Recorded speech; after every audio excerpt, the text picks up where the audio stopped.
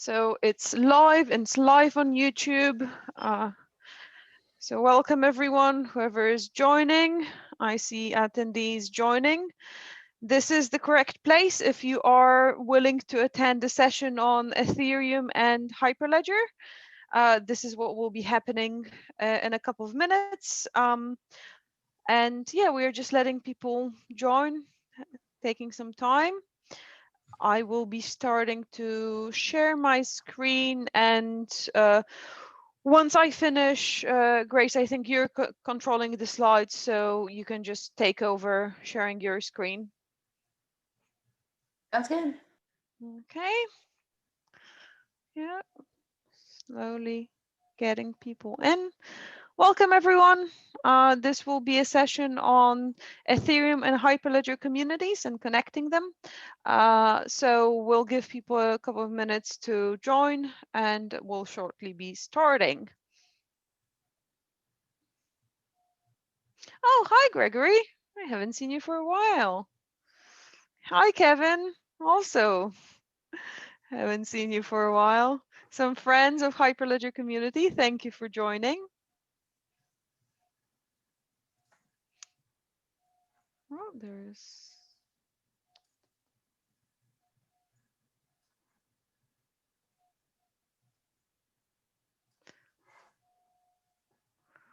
Arthur, welcome as well.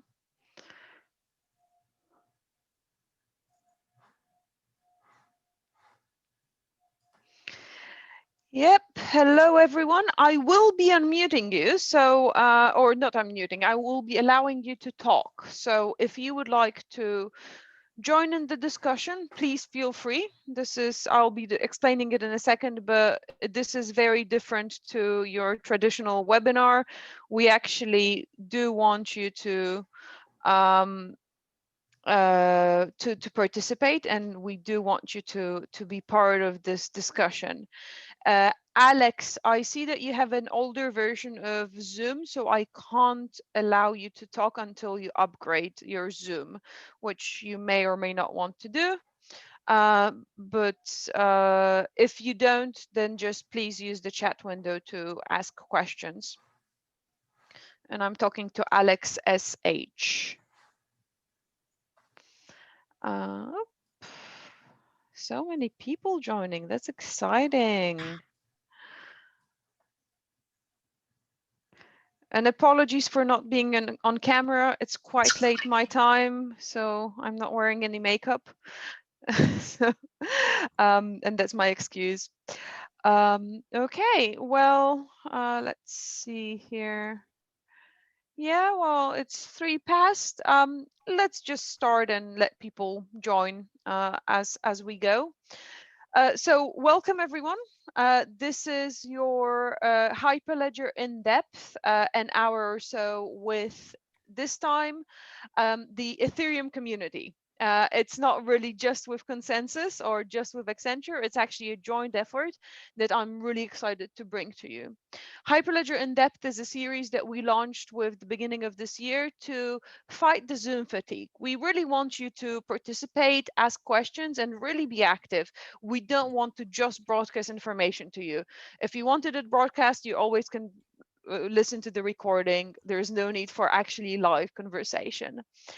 So today we will hear on how can the two communities, Ethereum and Hyperledger community, jointly work together for a greater good. And some of the speakers will be Peter, Dano, and Rai. And a couple of housekeeping rules. First and foremost, as always, Hyperledger and Linux Foundation meetings always happen under the antitrust policy. You can scan the QR code in your top right and look at it. In general, it tells you not to share anything that could be considered an intellectual property while being on this call. If you're sharing something, assume that your competitors are listening in. This meeting is being recorded and actually also live streamed. So this is really exciting to me because I'm doing it the first time. The recording will be uploaded to the YouTube channel and to our website as soon as we finish this conversation, and slides will also be available for downloading. As I mentioned, this is not your regular webinar. We want you to participate. We want you to jump in. All of you should be able to unmute yourselves and join the conversation. If you feel like there is some kind of a very big discussion and you don't really want to jump in and break the conversation, raise your hand and then we will know that you want to speak up. Also, if you are shy or your mic is off or anything else, you can always use the Q&A. I will be observing the Q&A box to bring up the questions. And finally, if you want to talk and comment and kind of have a side chat, use the chat window. That will be the most helpful thing to do. And with that, I'm handing over to my amazing team of professionals and looking forward to this webinar. Amazing. Thank you, Marta. You introduced that beautifully. Lots of hype.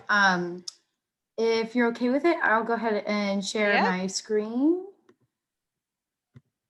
and we can dive in. So Marta did a great job introducing the session. As she said, this is supposed to be highly collaborative, lots of polls, lots of conversations. We did not prepare a ton of content. So really this should be all about you all answering questions and asking us questions and providing feedback and answering the polls. And that's going to kind of take the direction of the session. We don't have really too many prepared slides, as I said. So again, talking with us, chatting with us, feedback, polls, it should be a lot of fun. Before we dive into anything, we'll introduce ourselves. So I'm Grace Hartley. I work at ConsenSys. I'm a senior business operations manager, particularly for the ConsenSys Quorum group.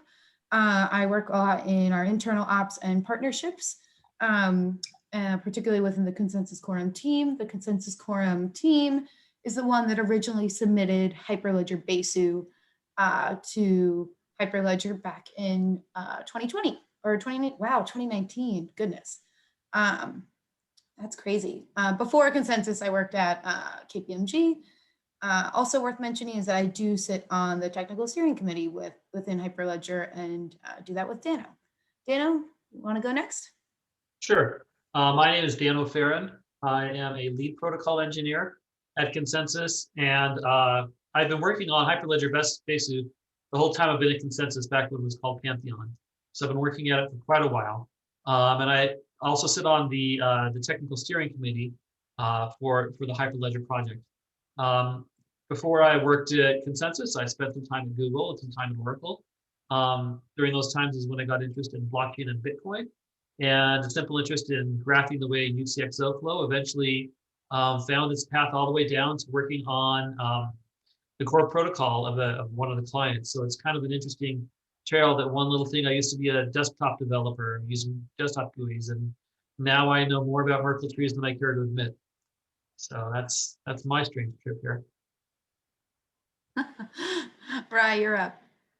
Sure. I'm Rai, and I'm a senior protocol engineer at ConsenSys Quorum, working primarily, like Dano, on Hyperledger Besu. And before ConsenSys, I worked at Azure Machine Learning on a library that allowed you to do distributed machine learning evaluation and training on clusters. Perfect. And then we have Peter here, who is our lovely guest from Accenture and is going to round out our group. Peter, you want to introduce yourself? Yeah, sure. I actually started, I was just muted. So I'm Peter Shumojivari. I work for Accenture as a product architect. And my thing is that I'm one of the maintainers for Hyperledger Cactus. So I'm all about blockchain integration and interoperability. That's just my thing. Good. So now that we've introduced ourselves, we'll go over our very light, or kind of wherever this you, the audience, take us agenda. As Marta mentioned, this is a webinar on Ethereum. We have some of the leading Ethereum developers and experts here on this panel to kind of answer your questions, have, provide their experience and also particularly put it in the Hyperledger context. Historically, when you talk about Hyperledger and you talk about Ethereum, you're talking about different things. But now we know that's not the case, and we're wanting to talk to you today about that and how, actually Ethereum fits really well into the Hyperledger story and does a lot of, is already a major player in the community there. And hopefully we can answer your questions when it comes to that. So starting kind of from the top, we'll talk about what is Ethereum. We'll talk about what are Hyperledger's Ethereum's based projects. And then we'll also talk about how to get involved in the projects at the end. And as I mentioned, questions are encouraged. But we will start with a poll to kind of get a sense of our audience and who we have here.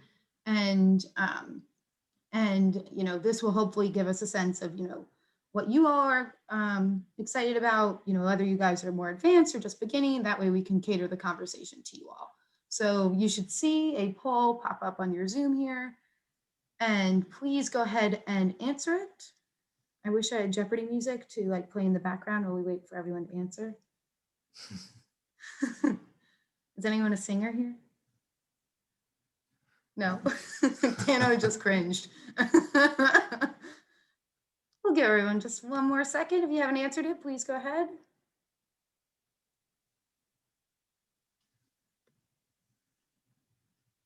All right. Marta, do we want to show the results if we think we have a group? I actually managed to be speaking on mute. We are Sorry. almost down to everyone, 4 more people. So come on, guys, Yeah. you have Let's start off strong. 3 more seconds to do it. And hi Angel. Everyone, please feel free to introduce yourselves. This is really informal. We will not kind of create any kind of restrictions here. Okay, we have almost everyone in. So I'm ending the poll and we'll be sharing. It's interesting. Quite the mix, I guess. So that's good to know. So it seems like the majority or over half know some, but aren't experts. And then the other half are either just getting started or either an expert. What do you guys think, Dano, Peter, Rye? Surprised there's so many people that said that they work in Ethereum every day. I agree. That's exciting. Yeah, that is exciting. That is exciting. Yeah, we'll have to answer. You guys can ask definitely the more advanced questions. Cool. So maybe team us up with that kind of frame in mind. We'll start with a few kind of introductory questions, getting the lay of the land. If you're new to Ethereum, you know some about Ethereum. Hopefully we'll be able to kind of, give you a lay of the land is probably the best way to put it. And we'll ask each of you panelists these questions. So maybe starting at the top, for those of the group who don't know what Ethereum is, what is Ethereum? How does it work with other distributed ledgers or compare against them? Would love kind of a high level intro. Right, I think you're on point. Yeah. So first and foremost, Ethereum is a permissionless public smart contract platform with a Turing-complete programming language. And what's interesting about it is that if you change a few bits and pieces, the ConsenSys adds some permissioning and privacy, you can have a really cool enterprise private solution that uses the same Ethereum virtual machine for execution of these contracts. And you can read state from the public Ethereum mainnet. So that's the kind of shape of what Ethereum is in the public space, and also what Ethereum is in the private enterprise space. And so, Rai, would you say typically you hear DLTs are only in permission settings, but Ethereum's kind of different where you can do both? That's kind of the that's key a big differentiator, maybe? Yeah. Daniel, Peter, anything else to add there? Any other color to provide? Nothing from me. Yeah, nothing too much. I mean, you can add and change a consensus algorithms. You can make it as permissionless or permissioned as you want with what we have with Besu. But yeah, Ethereum started out principally as permissionless as its main underlying value. Cool. So then the second question we have here, hopefully starting to get into that Hyperledger lens. What are the Ethereum projects currently in Hyperledger? Peter, do you want to start? Maybe talk about Cactus? Technically, you could classify Cactus as an Ethereum project as well, since we are aiming to support vanilla Ethereum and also the other types of clients such as Besu. So I'll put down Cactus as one of those projects. So what is Cactus? Just giving everyone an overview if they haven't Yes, some around with it context just on yet. that. Yeah. Cactus is about integrating blockchains, different distributed ledger technologies, and we are aiming for it to be an enterprise-grade framework that hopefully simplifies a lot of the common tasks so that you don't have to reinvent the wheel every time you're building an application that has to deal with multiple different ledgers, sort of like an SDK of SDKs. So one big conversation, and correct me if I'm wrong and others chime in, is interoperability, of course, and how, you know, not just Ethereum projects, but other DLTs, you know, can interoperate together. Cactus is kind of trying to solve one of those problems exactly, which is pretty cool. And one of the key things that Hyperledger, I think, talks about quite a bit. Is that a fair assessment? That is 100% fair, yes. Okay. Great. Okay. Then let's maybe talk about Besu and that project in particular. Dano, you want to take the lead there? Sure. So like there's different parts of the Ethereum ecosystem. Cactus is an integration tool that integrates the different blockchains. Besu itself is what's called an Ethereum client. It's the actual node software that you run to connect to other nodes to form an Ethereum network. In mainnet right now, there's 4 major node programs that run and synchronize on the Ethereum mainnet. That'd be Besu, Geth, Nethermind, and Open Ethereum. And Open Ethereum is what Parity evolved into over the past about year. So those are the 4 clients that run on mainnet. And when it comes to private, those are required that you exist today only in one specific network with one specific configuration or a small set of test nets. Besu has some custom extensions in addition to mainnet compatibility that allow it to work on private networks, from simple things like you can change that to a consensus algorithm called Click that does not rely on proof of work, but still has issues with things like probabilistic finality, to other consensus algorithms such as our version of IBFP that provides finality for your consensus, and some other very advanced permissioning where you can restrict which nodes can connect as an option you can turn on, which nodes can do smart contracts, which nodes can do calls, which nodes can validate. So Hyperledger Besu enables you to run your network as free and as open or as tight and locked down as you would need to for your particular use case. You can start up your own private networks. You can join other people's networks. It can do what you need it to do. And then I think maybe I'll jump ahead just for a second because I think this might be helpful for the group. So when you're thinking about Hyperledger, talking about Hyperledger projects, this is the greenhouse that we see in a lot of marketing materials. If you're a part of the community, what I like to do is call out the Hyperledger Ethereum-based projects or projects that work in Ethereum. We've talked about Cactus down at the bottom that's working interoperability with the other Hyperledger projects and Ethereum. We've talked about Besu, which is the Ethereum client, which sits in the distributed ledger bucket. We haven't talked about Burrow yet. Dana, do you want to take a stab at just giving a quick overview of Burrow? Sure. Burrow is it's a Go-based Ethereum virtual machine. They don't have mainnet compatibility because they don't talk the mainnet proof of work protocols. They have their own system that's a proof of stake system, kind of derived off of Tendermint. Burrow came from the Tendermint project, and the other half of the Tendermint project became the Cosmos chain. And I think that's the library that Fabric and Sawtooth use when they provide EVM as their chain code support. So a quick question on Besu then. When it says it's an Ethereum client, when I hear the word client, I think of something connecting to Ethereum, but not necessarily being an Ethereum node itself. Is that the right way to think about it? It is an Ethereum node. It is a node, okay. Yeah, it is a node. So that's maybe we should put the word node in there, but yeah. Okay, Yeah. no, thanks for clarifying.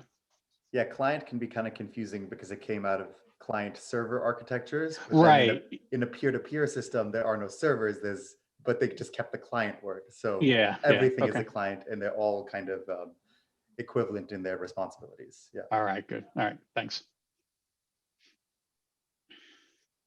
Yeah, that's a good question too, because when we say client, yeah, we always, mean something a little different. And I think that's very much an Ethereum lingo word, but really it's not, it doesn't really translate in other DLT conversations. So great question. You're Right, because in completely right. Fabric we would just call it a node, right? Yep.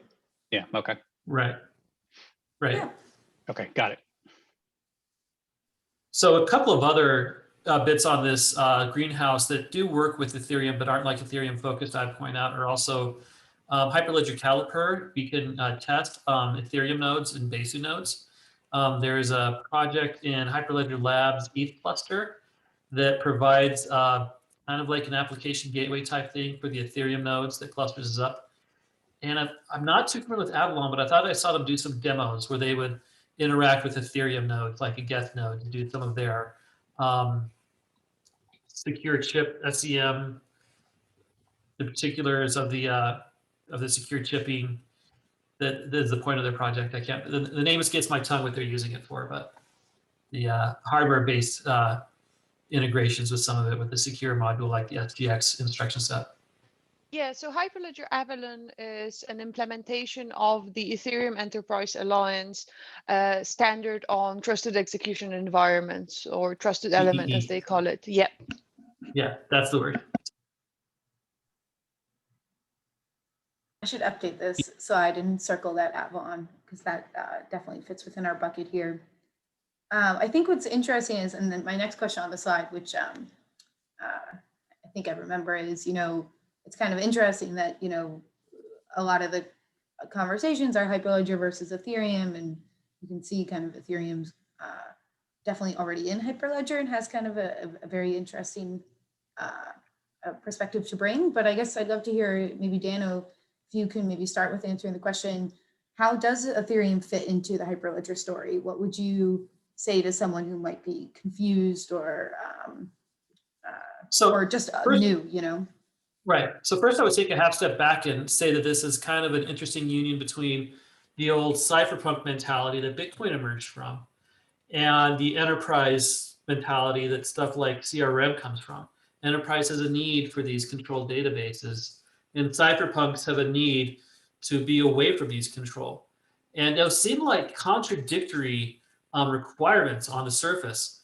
But when you get something like Ethereum together, both purposes can be served. Ethereum has its decentralized, permissionless.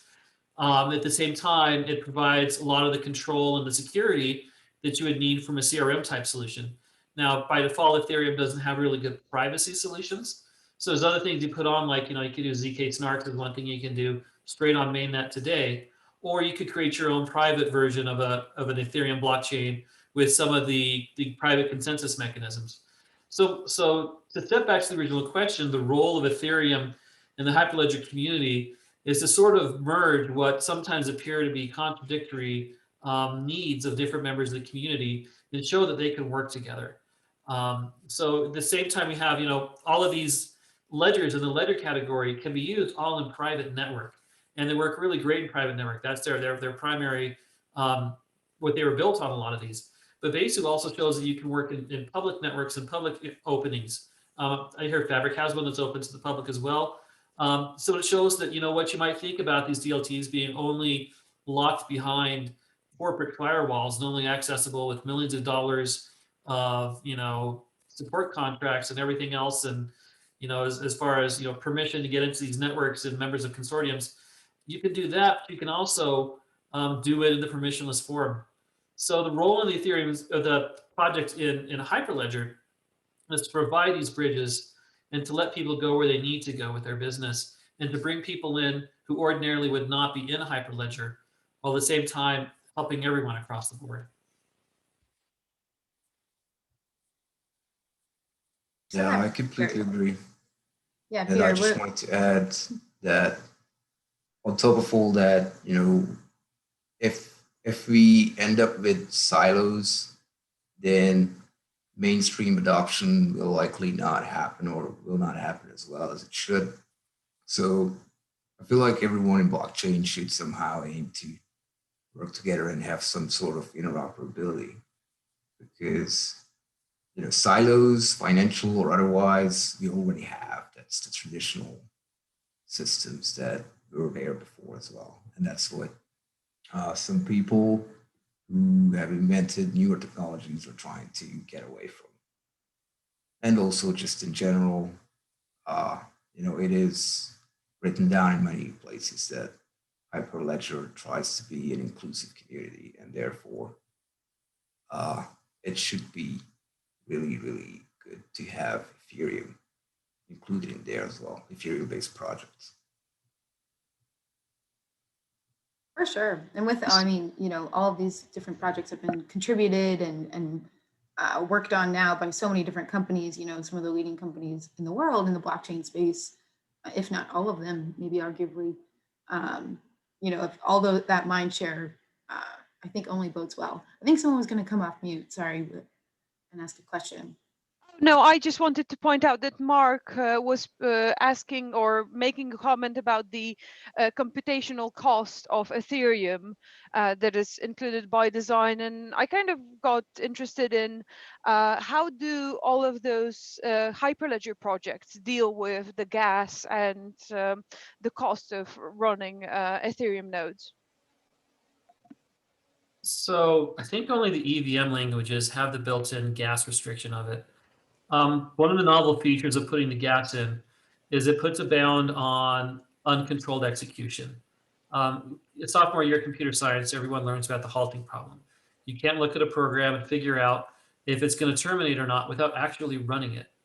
So Ethereum put in the EVM a gas restriction and a gas limit, and when you run out of gas, it terminates.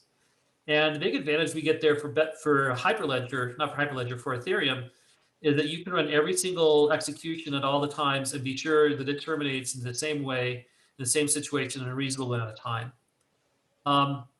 So what other blockchains have done to get around this issue, particularly Fabric, is they run kind of a quorum type situation with their chain code. They'll ask multiple nodes to try and run their chain forwards. And you get the same result from enough of the nodes, then they accept that as the answer. And I don't know the particulars of how they deal with runaway chain codes and other sorts of ways where it fails, but you get, 3 out of 5, 4 out of 5, 9 out of 10 different nodes saying this is what the chain code results in. They accept it as basically a quorum vote. So that's, one way to get consensus is everyone agrees on the results. And I think that's the big way that a lot of people go when they don't use gas, is they go to the enough people agree on the result and it's the truth. Hey, so related to that a little bit, but can you clarify here if clarify the difference with quorum versus Ethereum? And are we talking about quorum here, or are we talking about public Ethereum? Just trying to understand how that comes together here. So go quorum. Yeah. Go ahead, Grace. Yeah. No, it's a good question. So there's kind of different layers of Ethereum that's worth talking about. So there's the Ethereum public chain that Rye was talking about, where there are mainnet clients that run there. One is Besu, one is Geth, for example. And then there's also the permission layer. So there's permission clients. So Go Quorum or Quorum is only runs as a fork of Geth and only runs in permission settings rather than running on mainnet. So it's kind of I think the best way to say is, the fork of Geth. What am I missing here, Dano? Probably the work that's going on with some of the stuff like QIBFT is going in the future. That's Enterprise Ethereum Alliance is another group that's not Hyperledger that was trying to get that is getting some standards to work between these private Ethereum clients, and also some have their own software and some work entirely on public networks with additional microservices put on beside it. But one of the exciting things coming out of there is work on a standardized BFT algorithm, so you can get Besu nodes and quorum nodes working on the same. I mean, you can already do that with a click consensus algorithm, but a consensus algorithm with finality that you can have a plurality of clients on a private network. And when it comes to systemic risk, getting multiple clients implementing a spec reduces one of the risks. I mean, that's the legendary story of what they do on the space shuttle. They have 3 control systems. 2 are made by one vendor and 1 is made by another vendor from spec. And when they disagree, the humans have to intervene.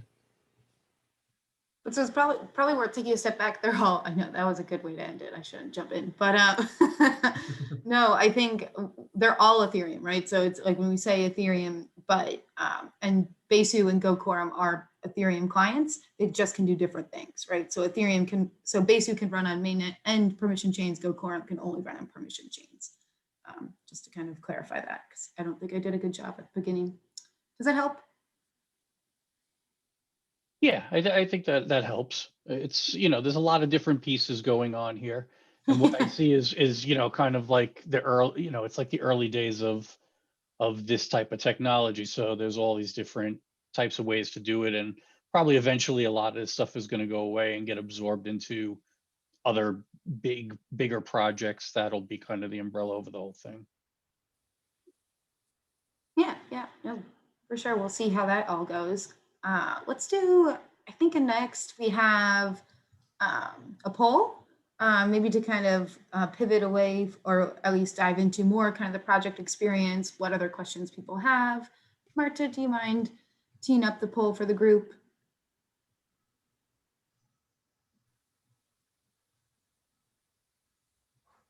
This should be visible now. Yeah, it looks like 2 questions came up. Yeah, because I kind of assumed that you wanted cool. the 2 questions together. Sorry. Yeah, no, that's fine. So 2 questions. Yeah, have you tested or used the Ethereum projects in Hyperledger before? 2, what is maybe an objection for using Hyperledger's Ethereum-based projects? Or just using Ethereum generally? Probably a better way to phrase that question. And it'd be really awesome if we got the same participation that we had on that first poll. Yeah, well, let's see how it Let's goes. see. We still have some people. Come on. Marta, you didn't cue up the Jeopardy music this time. What happened? Oh gosh, I'll pull it up for the last one. All right.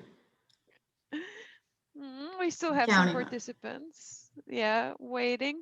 I really love the conversation, and I thank you so much, guys, for also running the conversation in chat. I think it's really productive and interesting. So great job in making this meeting really interesting and interactive.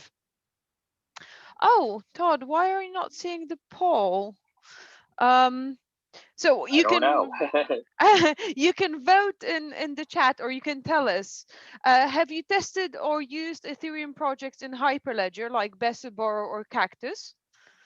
And the answers are yes all the time, nope, or I've tested at least once before, but I'm going to start testing them more. So I'm going to have to go with nope. Okay, and question number 2. What is an objective for you using Hyperledger's Ethereum-based projects? Is it worrying about using a public blockchain, for instance, with the privacy and security issues? Is it because it's a cryptocurrency, so you're worried about loss of funds, regulatory and tax concerns? Or maybe lack of knowledge about them, or there's no real blocker for you, just didn't get a chance, or nothing, you use it anyway? I work in the regulatory compliance space, so it would have to be the one about taxes and that kind of. Right. On that. So how do you see Ethereum from a regulatory and compliance kind of perspective? Well, I think there already has been a lot of efforts where regulatory bodies are forming sandboxes, and they actually want to talk to people in the blockchain world. And I think that more of that has to kind of go mainstream. I'm a little dismayed by some of Janet Yellen's comments last week about cryptocurrency, and very concerned that it's primarily used for criminal activity. And I don't see it that way. And I'm hoping that we can make more efforts to comply with regulators so people feel more comfortable using, especially, and again, in the risk and compliance space, because there's so many wonderful applications for it.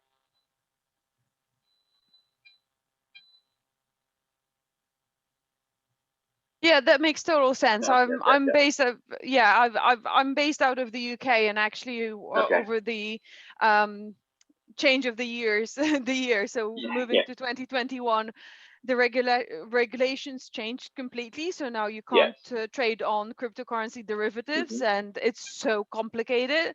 And I just don't understand it. Why would people do that? Like, there are so many opportunities. Yeah. When I bring it up, people's minds go right to Silk Road. They go right to Mount Gox. So we need to get past that. Oh yeah. Oh yeah. And we only use Bitcoin to, I don't know, pay ransoms or something. Yeah.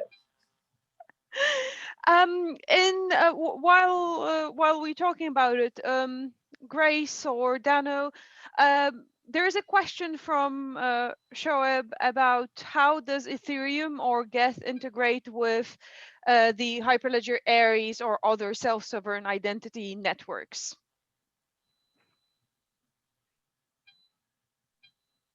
You're muted. I wouldn't dare.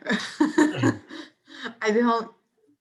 I guess the short answer is it doesn't integrate with it at this point. Yeah. So yeah, if there's integrations that work through the standard Ethereum JSON RPCs, it would integrate, but there's nothing specifically built into Besu. And I'm not familiar enough with the Aries project to know if they're running it as a layer 2 and committing their DIDs to Ethereum or what that would look like. I know it's an outgrowth of the Indie project.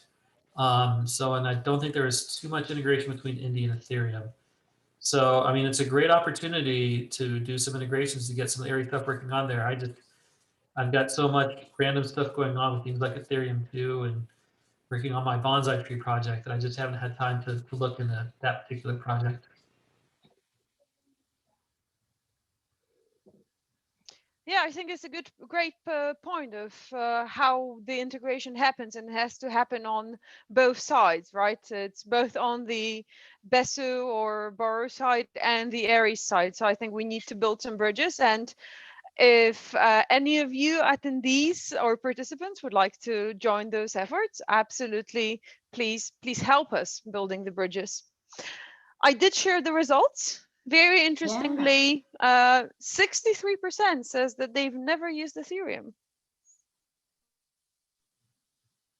Oh, I guess the question was not a the little. way I read the question. Yeah, that's not. I don't know. That's not really the question. The question Yeah. is if they've used the Ethereum projects in Hyperledger before. Right. So, Besu, Burrow, Cactus. I should add Avalon to it. I apologize for that. Poor Avalon.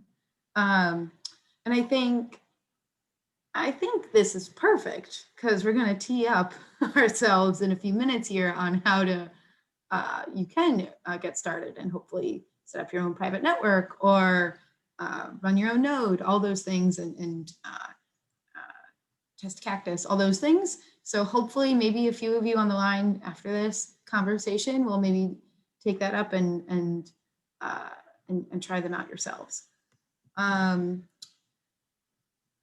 The second question is interesting. So similarly, what is an objection for using Hyperledger's Ethereum-based projects? Nobody really has a blocker at 38%, which is, again, very exciting, which means that you all have lots of free time and we can show you how to contribute and your good first issues in a few minutes. What would you say? So we kind of talked about cryptocurrency and maybe like the regulatory concerns around Ethereum.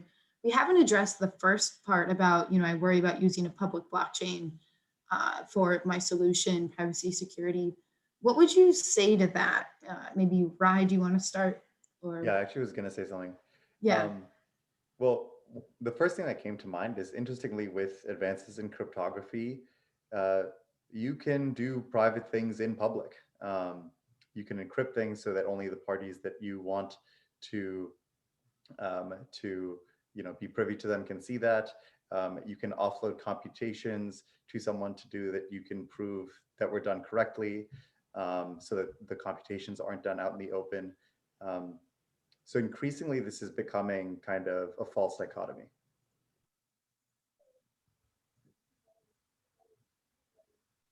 The results just disappear. Yeah, it looks like they were taken down. Does anyone want to jump Let in? me with- relaunch them, sorry. Oh, no, it's okay. No.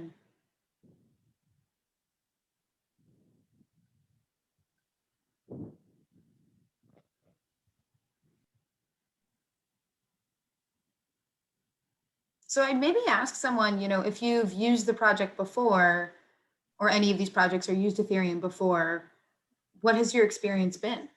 You know, I'd love to hear kind of good, bad, otherwise. And that would be interesting for the group to hear. Especially the bad. Hopefully all good. No, definitely the can bad come is in and- always helpful too. I can speak to one that we actually had worked on within Ethereum. And one thing about public blockchains is you know what they do extremely well, and that's primarily the transparency. That anything on there is perceived as being discoverable by every other person that's on the network, and that has generated a lot of concern with CIOs and CTOs and CISOs, because I don't want really to reveal anything about what I'm doing that's going to be visible to anybody that could be a competitor or a rival or anyone that just, you know, probably wants to come in and just really disrupt everything. And that's really been, they want at least that ability to kind of, you know, sit back and, you know, kind of cloak what they're actually doing, but still have all the other benefits of a public blockchain.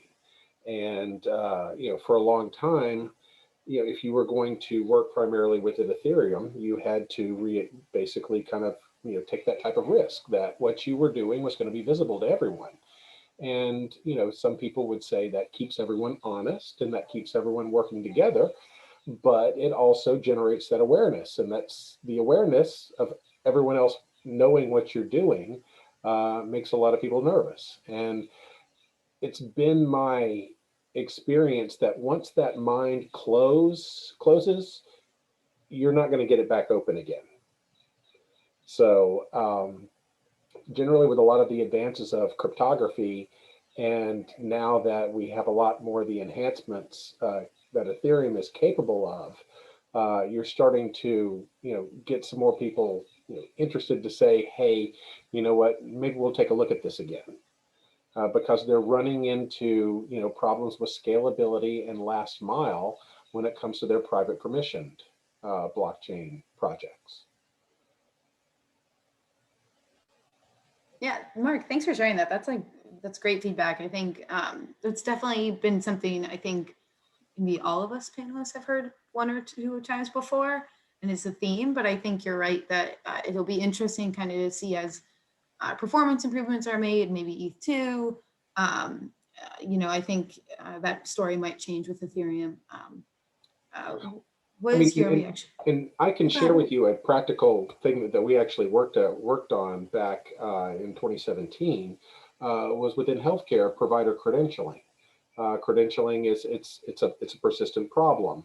It's very costly and it very frictioned, and it takes a long time. And the idea starting off is that we were going to take these credentials and we were going to tokenize them and put them on the Ethereum mainnet, and so that they could be exchanged between payers and providers, so that they could, you know, onboard onto their networks, but at the same time, the payers then had up-to-date information so that they could maintain complete and current provider directories. And these are problems that have existed for a long time. But the idea of actually putting a digitized credential, you know, with all of the identifying information directly on a public blockchain really created a lot of concern, and the project went nowhere.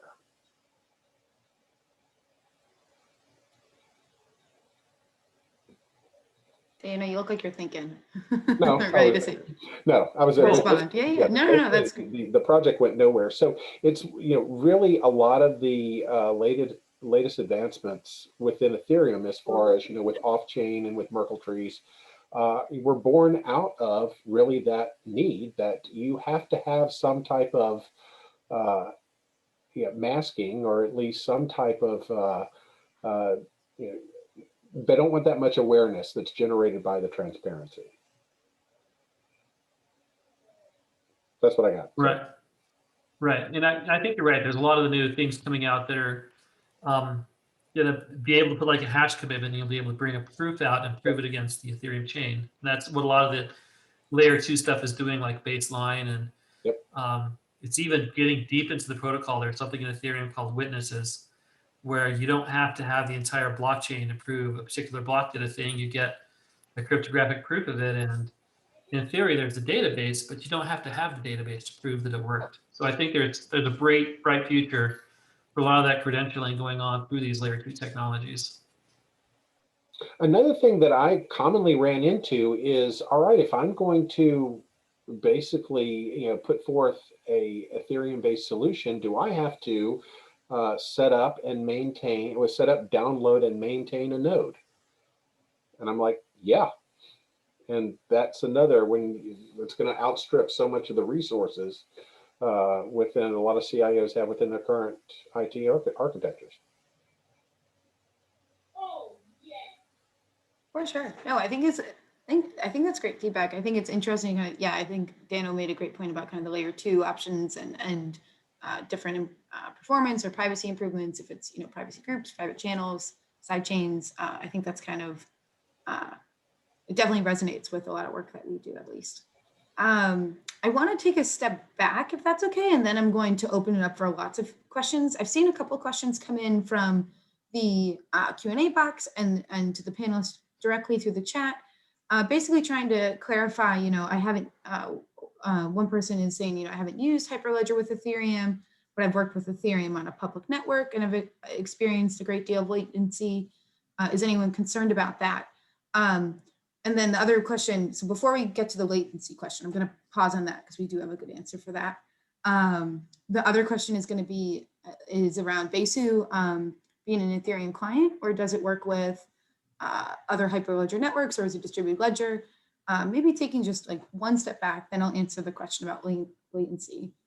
I think, so when you're thinking about Hyperledger, I think there's some confusion around when we say Hyperledger, are we only talking about Hyperledger Fabric? Are we talking about Hyperledger Sawtooth? And in fact, Hyperledger is a greenhouse of many projects. So you can see kind of, this is the greenhouse we showed a little earlier. We didn't really explain it, just said, here are the Ethereum projects. So to clarify, so in the top layer here, there are a bunch of different distributed ledger technology projects within Hyperledger. One is Hyperledger Besu, which is an Ethereum client. So it's just a type of distributed ledger. Another type of DLT is Fabric. Another one is Sawtooth, and the other ones listed here. So when we're talking about Hyperledger, we're actually talking about kind of this greenhouse of all these different blockchain projects, which is pretty cool. It's not just one or the other. Just wanted to take a step back because that wasn't clear from what we were talking about earlier. The second question is around latency when using the Ethereum public network. And is anyone concerned with that, is how the person worded it, but also how do we address that in different solutions? Who would like to lead that? Dan or Rai, what do you think? Yes, so just clarification, the latency is kind of the time to when you make a so who asked this question? Ron Johnson, I think. Yeah, so Ron, what do you mean by latency? Is it, the time between you make a transaction and it's included in the blockchain? And you can, yes. Yeah, so right now the reason for that latency is because you want some time for a block to propagate through the network. And so there's a parameter in the protocol that kind of sets how much time this block is intended to take, and kind of adjusts parameters so that it continues to take that long, so that you don't have all of these splintering forks in the blockchain. And so as far as I can tell, maybe Daniel, you can correct me, but even for the future of Ethereum ETH2 proof of stake, there's going to be some parameter which is going to have to introduce some latency in order to deal with like the network latency of propagating information around the world and two nodes that will participate in the consensus process.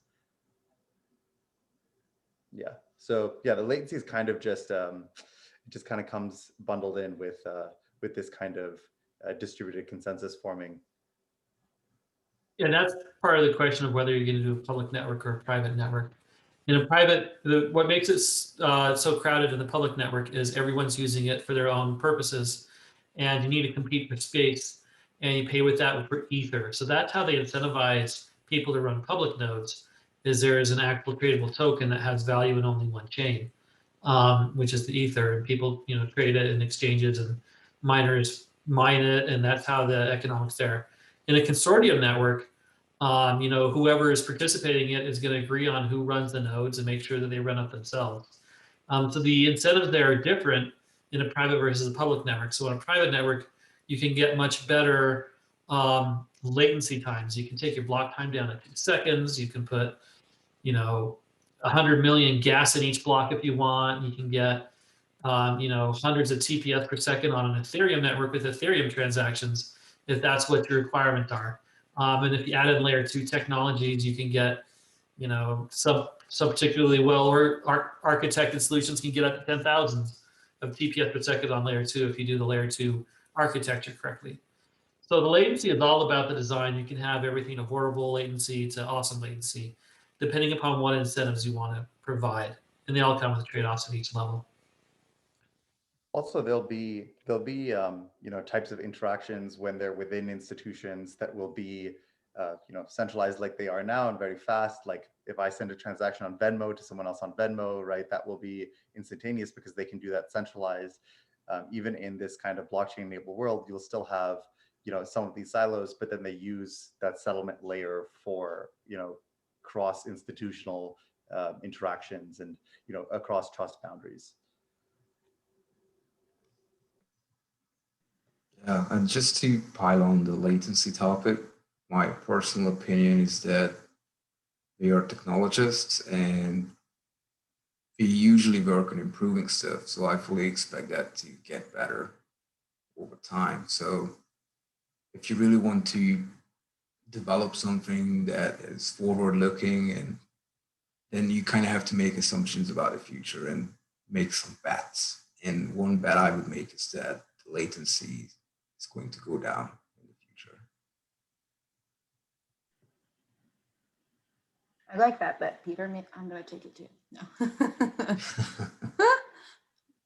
So we only have a few minutes left. So any questions you have, drop them in the chat. We'll probably take a few, and then if we need to stay on, we'll answer them at the end. The first question that we have here is Burrow actively developed? There are commits in its GitHub page, but its wiki page says that it's an incubation status with the roadmap from 2019. I do know it's currently being actively developed and the team working on it, but I don't know the latest updates at this point. Yeah, it's my hobby horse. Incubating active is about community size and project size. It doesn't mean whether or not it's production ready. And every time they have that discussion, there are people who jump up and say, well, I have Burrow in production. It's used in Fabric nodes to run their chain code.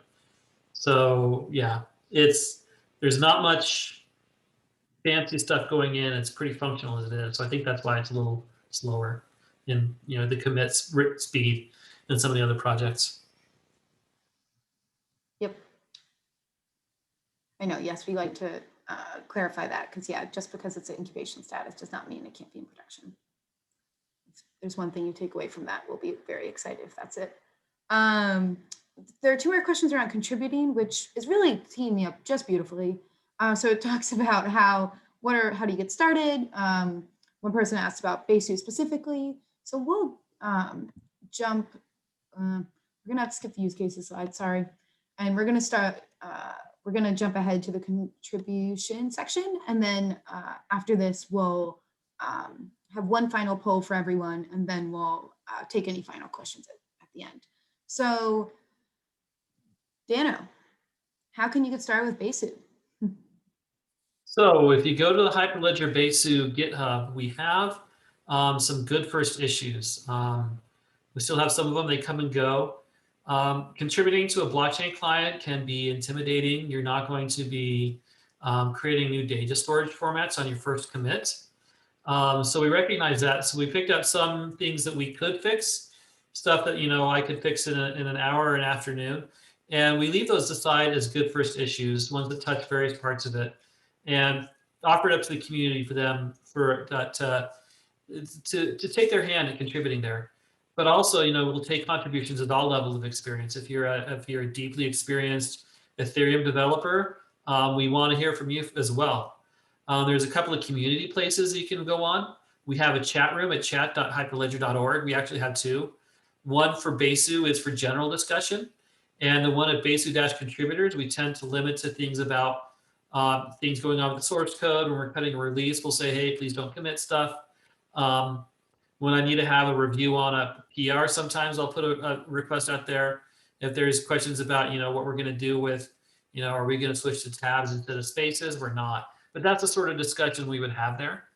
So that's also on chat. We also have an email list, which has about the same level of email engagement as other Ethereum projects. Actually, we're doing a bit better. We get about 1 email a month.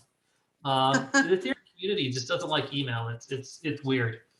But another thing is you can run and execute Besu. There's a quick start to get you up and running. If you're going to sync to a public network, I would recommend one of the smaller ones like Goerli that you can accomplish in, you know, a reasonable amount of time. Mainnet is very heavily used and takes a while and good, decent hardware to synchronize. But a network like Goerli synchronizes in, you know, less than an hour. There's one called Ethereum Classic. We support one of their testnets called Mordor. That one will sync really quick. There's also hardly anything going on because of why it syncs so quick. But, you know, if you just want to play with that, it's pretty easy to get testnet ether on some of those smaller ones. You know, it's not too hard to get the ether to do your stuff. And you can always start up your own private network to just test run your own contracts. You can do a click node with as few as one validator. So. And, So what I heard is send you a direct message. No. No. Go ahead, Ray. I was going to say, and with external contributions, we try to have a quick turnaround time so that the experience is good for you as a contributor. You get to see that, you know, we're valuing the contribution and yeah, helping you along. Yeah, and so definitely chat.hyperledger.org is a great place to start for all Hyperledger projects and you know, specific questions on mentoring or volunteering opportunities or internships and all that. That's a good place to get started. And, you know, engage. Yeah, Dano, you're raising. So one thing I forgot to mention about Hyperledger, all the projects are Apache 2 licensed. So that's a big opening for a lot of corporate development. There's a lot of corporations that won't allow customization of code. And of the Ethereum clients that we mentioned today, GoQuorum, Geth, Nethermind, and Open Ethereum, those are all GPL. So Besu is unique in being Apache licensed, along with Cactus. Yes, good point. Peter, how can you get started with Cactus? Yeah, so I won't bore everyone with repeating everything verbatim that Daniel just said about Besu. I'll just say, take all that and replace the word Besu with Cactus because it's all true for us as well.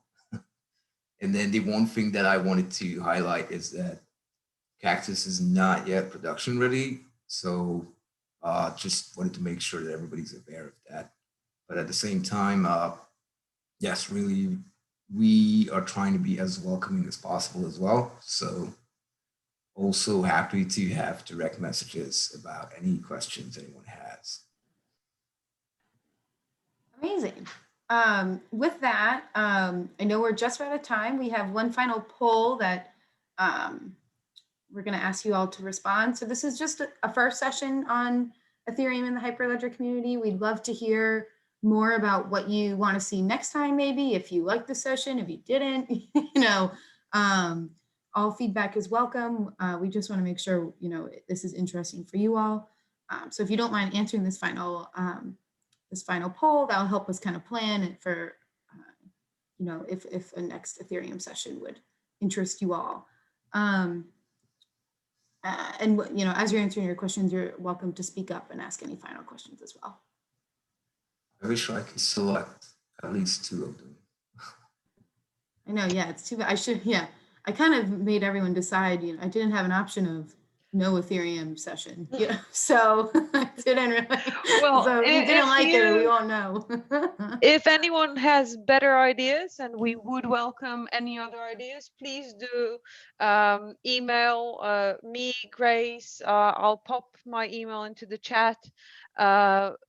Please feel free to communicate with us. We really want to make this as useful to you as possible.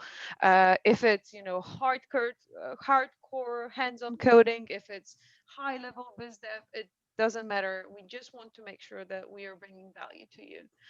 And again, thank you, Grace, and the whole team for an amazing session. I really appreciate it. I thought that was really interesting. Currently, we actually, seems like we'll have to do all 4 sessions because it's literally 25% each. So we might need more than one, which is great. And we hope that you can just share the news with your friends and colleagues, and hopefully other people will join as well. Yeah, so I'm just popping in my email into the chat box. Otherwise, you will find us on LinkedIn and Signals and chats and everything else. So please feel free to reach out. Yeah, we have almost the even results. Yeah. I wasn't expecting that, but yeah, this is the first of 5. This is the first of 5. Well, thank you, everyone. Just a quick recap of what we will be offering. This is part of a series that we do, and we do have more coming up. 2 sessions that are definitely happening are on February 3rd with Intellect EU on deployment Hyperledger Fabric networks.